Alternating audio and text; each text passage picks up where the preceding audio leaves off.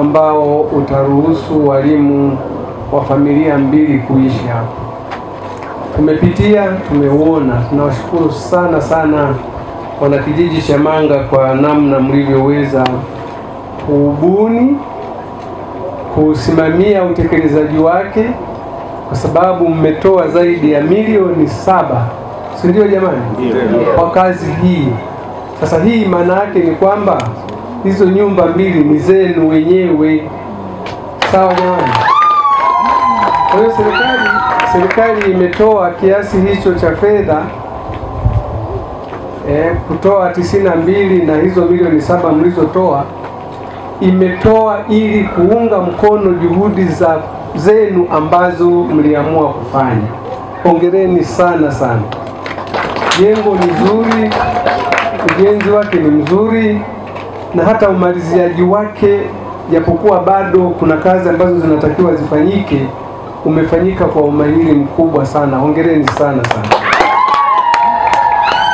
Na kufikia hapo, naomba kwa kweli nishukuru sana mwenyekiti wa CMC. Ndio huyo aliyekuja hapa? Ndio. Mwenyekiti wa CMC, hongera sana. Hongera sana kwa kusimamia hii kazi.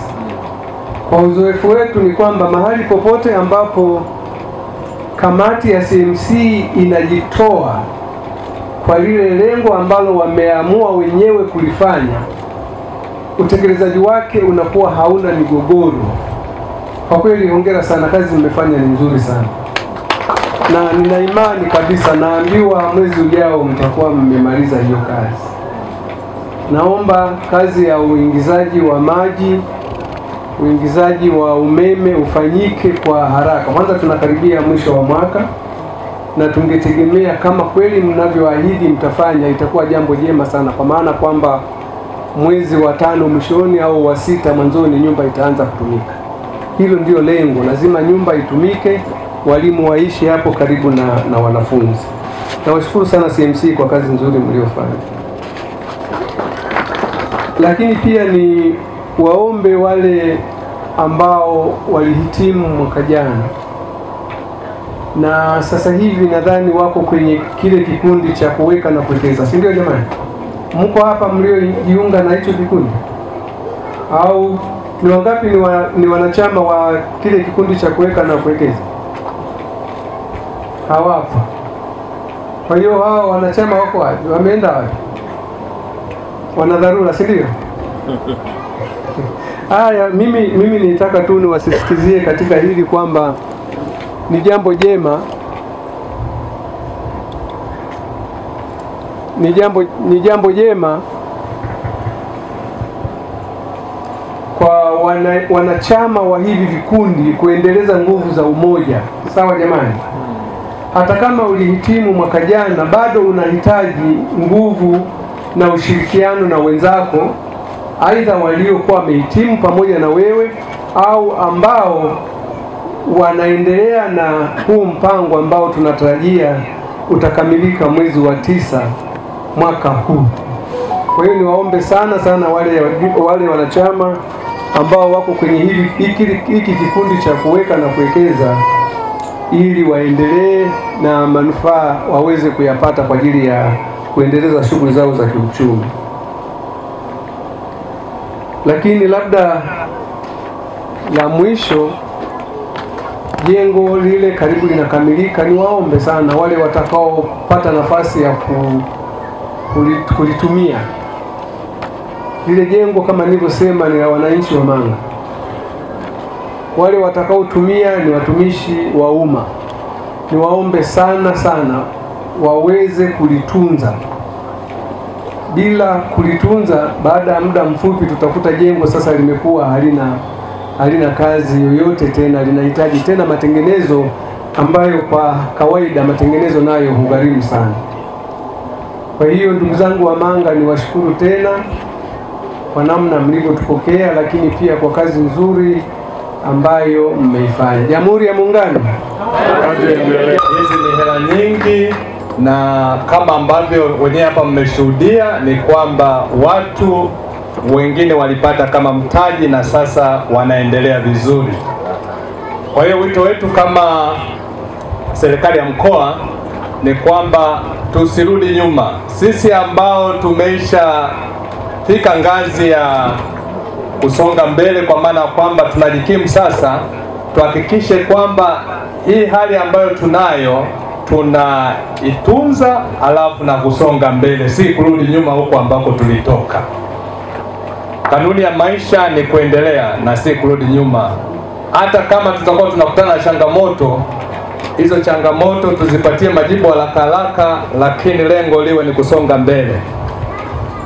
Nichukue nafasi hii pia kumshukuru Mheshimiwa Mkuu wa Mkoa kwa programu ya kuleta swala la parachichi kwa kaya maskini. Hapa tumeambiwa kama mlipata miche 640. Tunampongeza sana Mheshimiwa Mkuu wa Mkoa wetu Comrade Anthony Mtaka kwa ubunifu ambao aliuanzisha. Naamini hapa sisi tukifanya vizuri, mikoa mingine itakuja kujifunza kuhusiana na jinsi ambavyo wana Njombe tunafanya. Wa miradi ya kupunguza umaskini katika kuhakikisha huduma bora zinatolewa kwa wananchi wa kijiji cha Manga. Kijiji kilipokea jumla ya shilingi milioni 92,410,714 na sendi 29 kutoka serikali kuu kupitia TASAFU kwa ajili ya ujenzi wa nyumba pacha ya mwalimu shule ya msingi Deosanga. Hii ni baada ya wananchi kuibua na kuthibitisha mradi.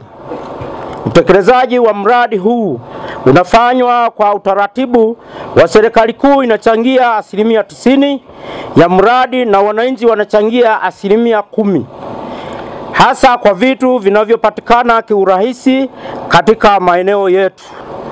Mpaka sasa mradi huu umegharimu jumla ya shilingi milioni 92,360,714 na sendi 29, ikiwa TASAFU imetumia jumla ya shilingi milioni 83,910,714 na sendi 29, na wananchi wamechangia shilingi milioni 7,450,000, na mradi upo hatua za umaliziaji wa kuhitimu na kujitegemea.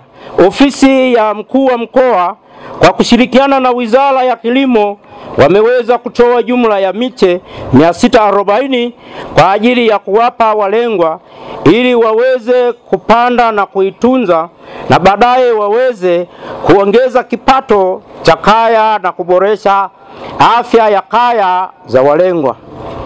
Walengwa wote wa mpango wamepatiwa miche 10 kwa kila moja na mafunzo ya kutunza miche hiyo kupitia mafunzo toka kwa afisa ugani ngazi ya kijiji. Si hivyo tu, walengwa pia wameendesha vikundi vya kuweka akiba na kukuza uchumi wa kaya, na mpaka sasa kijiji kina kikundi kimoja chenye akiba ya shilingi milioni 2. Naitwa Nabot Saidi Longo, ni mwalimu kiongozi hapa shule msingi Deosanga. Shule yetu ina nyumba 4. Mahitaji ni nyumba 7. Kwa hiyo baada ya ujenzi wa nyumba hii, manake mahitaji itakuwa sasa ni nyumba 1. Manake ni 2 in 1. Ndio. Mwanzo mlikuwa mnapata changamoto? Changamoto ilikuwa ni kubwa, kwa maana ya asilimia kubwa ya walimu almost 3 walikuwa wanatokea mjini Makambako, ambapo ni umbali wa kilomita karibia 24 hadi kufika hapa. Kwa hiyo unakuta wanakuja wamechelewa kazini. Ni msimu wa masika kama huu, mwalimu anakuja ameloa, inakuwa utendaji kazi unakuwa hauna ufanisi sana. Kwa hiyo matarajio yetu kwa sasa, mwalimu atakuwa jirani, atafanya kazi kwa wakati na taaluma itaongezeka. Unasema nini kwa sasa? Kwa hiyo tulichokifanya lakini kuendelea kufanya. Okay. Sisi tunashukuru TASAFU kwa mradi huu mkubwa wenye thamani kubwa. Kwanza tu shukrani, lakini pia ahadi yetu kwenu TASAFU kwamba tutaulinda huu mradi ili uweze kudumu kwa muda mrefu. Lakini ombi letu ni juu ya bado nyumba za walimu kama nilivyotaja, mahitaji bado yanaongezeka, lakini pia hata shule yetu kwa maana miundombinu hasa madarasa bado haijakamilika. Hii ni bado shule mpya, kwa hiyo tuna uhitaji wa madarasa. Kwa pale mtapopata nafasi, tunaomba mje mtusaidie pia, kwa sababu kuna wanafunzi darasa moja wanakaa nje, hawana darasa. Wanakaa ni wanafunzi 20. Wanafunzi 20 wa darasa la pili. Pamoja na halmashauri yetu, mheshimiwa diwani na hali kadhalika. Mnatumia mbinu gani sasa ili kuwasaidia wanafunzi hao ambao wanakaa nje kwa namna ya ufundishaji? Kwa maana ya ufundishaji tunatumia sasa mbinu ya shift. Kwa mfano, wanaanza kuingia darasa la kwanza, wanasoma hadi mchana, muda wa chakula wanaruhusiwa, ndio wao wanaingia. Inakuwa changamoto kwa manage wakati wa asubuhi, kwa sababu wanakuwa nje. Kwa manage ili wasifanye vurugu, muda mwingine wanaweza kwa michezo inakuwa mingi, kwa inakuwa changamoto. Unasema nini kwa TASAF juu ya kukosekana kwa darasa? Sisi tunaomba watusaidie ujenzi wa hilo darasa ili tuweze kuiondoa hiyo changamoto. Halmashauri inasemaje kuhusiana na changamoto hii? Halmashauri inalitambua hili na nafikiri walituahidi kwamba wataweka kwenye mpango. Nadhani bado mpango haujafika. Kwa kweli hao walengwa wamenufaika kwa mambo makubwa. Wamepewa parachichi, sasa hivi wanachuma, baadhi ya wengine waliohudumia vizuri wanapata manufaa. Wamesomesha watoto na wengine wamejenga na vitu vingine mbalimbali. Wewe ni CMC. Ndio. Mbona usemi juu ya hiyo nini? Tunashukuru serikali ilivyoleta hii nyumba. Tulikuwa na uhaba wa nyumba za walimu hapa shuleni. Walimu walikuwa wanatoka Makambako kuja kufundisha, wanachelewa vipindi. Kwa kupatia huu mradi tunashukuru kwamba walimu watatoka karibu na watatufundisha watoto wetu kwa wakati. Walengo wameweza awamu ya kwanza waliweza kupata kuku. Zile kuku wamefuga zimewasaidia kusomesha wanafunzi kama nilivyosema, wamelima, kwa hiyo wamenufaika na wengine walihitimu kwa kupitia huu mradi. TASAF tunashukuru sana.